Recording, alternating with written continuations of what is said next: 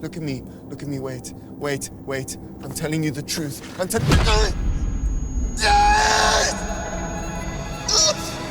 Confession is my take at an A24 style thriller. 2 actors, a single location. One where dialogue takes the front seat, leaving no room for fancy shots or clever transitions. In this video, I'm going to break it all down from lighting to camera angles, lenses and even location. Scene 5, take 1. When scouting for a location, visual aesthetic cannot be your only consideration, especially when you're lighting on a budget. An epic space is one thing, but discerning whether it's actually possible to light it on a practical level is an important skill to learn. Something I talk about a lot is how to read the room. This is the ability to assess a location and determine where you will use what long before any lights make it onto set, and is vital to every location scout. For this project, I partnered with Nanlite using their new FC720B and C fixtures. The price tag on these lights are screaming budget, yet the output and usability stretches far beyond what you pay for.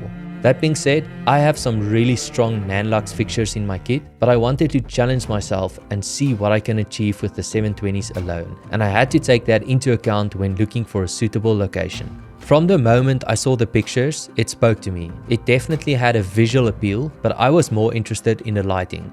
Looking at this photo, I could already see the scene playing out here in the center with a beautiful wide shot I used in the opening. The shadow side in the foreground gave me the impression that the scene can easily be backlit, and I just had to motivate the strong light from the top and either fill in the dark side or take some light away, but I would only know for sure once I saw the location with my own eyes. On the recce, everything I understood from the pictures was confirmed, and even without any lighting, all the elements were in place. One-sided lighting coming from above, natural shadow side, and the only potential issue I foresaw was this big opening in the center of the hall, knowing that at a certain time of the day, the natural light will come in really strong, filling in the shadow side. So a trip up to the roof confirmed that we will indeed be able to cover it up with some blackout, and also confirmed the viability for a light on the outside shining in.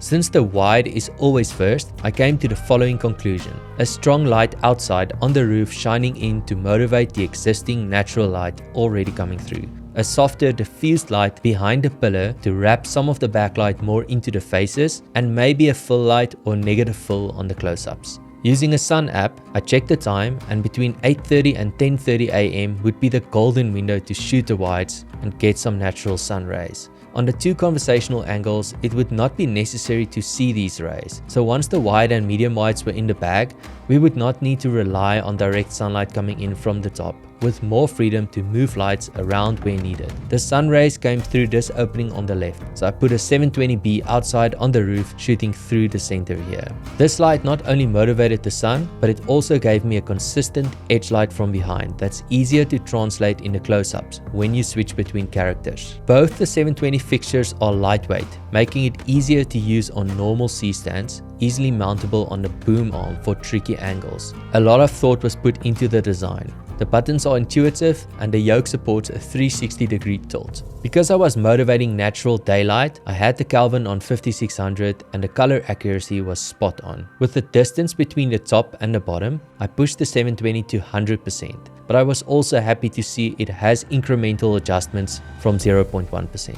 With the top light sorted, it was time to motivate this light with a key light on the inside. Here I had a 720C on a 120 parabolic softbox using a Bowens mount, shooting double diffuse through a half silk. The 720C is a full color fixture and can do Kelvin between 2400 all the way up to 12,000. One really big addition we made to the scene was wetting down the foreground. This added a lot of texture and reflection and instantly adds more depth. This is what the scene looked like without any lights. Using the Nanlite 2.0 app, we're able to control all the lights remotely via Bluetooth, but DMX is also an option. First, the 720B at the top gives a nice edge, creating strong separation. And then the 720C double diffused through a softbox is just wrapping some of that light around, but not blowing out the space. I also put a light in one of the rooms, a PavoSlim 120C, just to have some more pockets of bright and dark. But for the wides, this is it. The real changes happened once we moved closer, but before I break that down, I want to take a moment and talk about lenses and angles. I shot this piece on the Sony A7 Mark V using a mix of lenses. On the wides and medium wides, I used 3 DZO Vespid primes, 21mm on the establishing wide and a 35mm on this medium wide and 50mm a little closer on the front angles. On the close-ups, I used a 58mm modified Helios 44-2.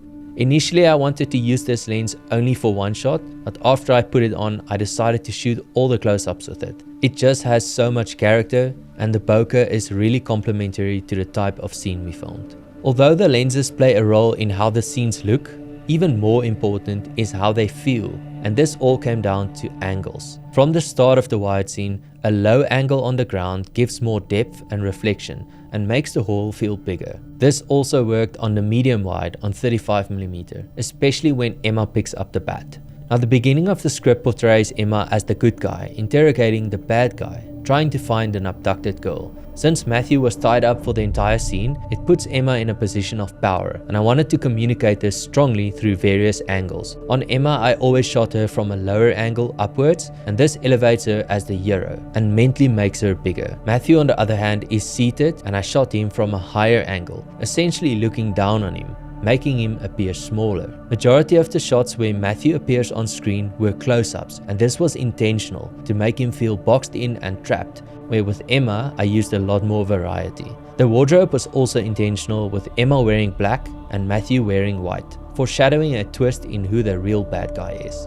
Quick one. If you want to learn even more about lighting, I'm currently developing a comprehensive lighting course that goes in depth on a multitude of topics, structured in a systematic way. More info in the description below. Jumping back into the lighting of the close-ups. As always, it's much easier to attain soft light on the face here, because you can move your lights much closer. We've got the 720B from the top creating this hotspot on the edge, and the 720C on the softbox at a 45-degree Rembrandt angle, wrapping into the dark side. And then we've got two really important differences between the close-ups and the wides. On the wides, I didn't use any fill lights, but on the close-ups, I felt the face was too dark without it, so I brought in a 4x4 white poly just to bounce some of the light back into the shadow side. When bouncing light like this, there are two common mistakes newbies often make. Number one, you want to avoid bouncing directly from the darkest side. In other words, sandwiching. It's better to keep the bounce positioned on the bright side, wrapping the light around in a natural way.